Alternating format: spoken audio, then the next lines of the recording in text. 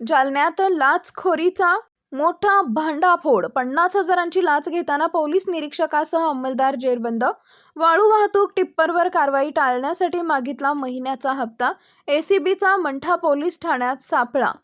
जालन्यात पोलीस दलालाच काळीमा फासणारी धक्कादायक घटना समोर आली आहे.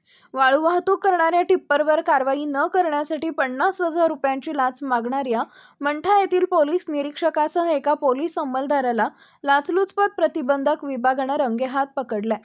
मंठा पोलीस ठाण्याचे पोलीस निरीक्षक मनोज कुमार राठोड आणि पोलीस अंमलदार रवी जाधव अशी अटकेत असलेल्या आरोपींची नावे आहेत.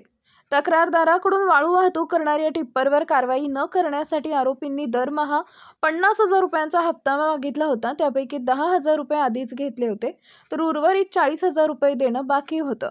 मात्र तक्रारदाराला लाच देण्याची इच्छा नसल्यानं त्यांनी छत्रपती संभाजीनगर येथील लाचलुचपत प्रतिबंधक विभागाकडे तक्रार दाखल केली. त्यानुसार एसीबीच्या पथकानं सापळा रचत मंठा पोलीस ठाण्यातच उर्वरित लाच स्वीकारताना पोलीस निरीक्षक मनोज कुमार राठोड आणि अंमलदार रवी जाधव यांना रंगेहात जेरबंद केलाय. या कारवाईमुळे जालना जिल्ह्यात एकच खळबळ उडाली असून आरोपींवर पुढील कायदेशीर कारवाई सुरू आहे.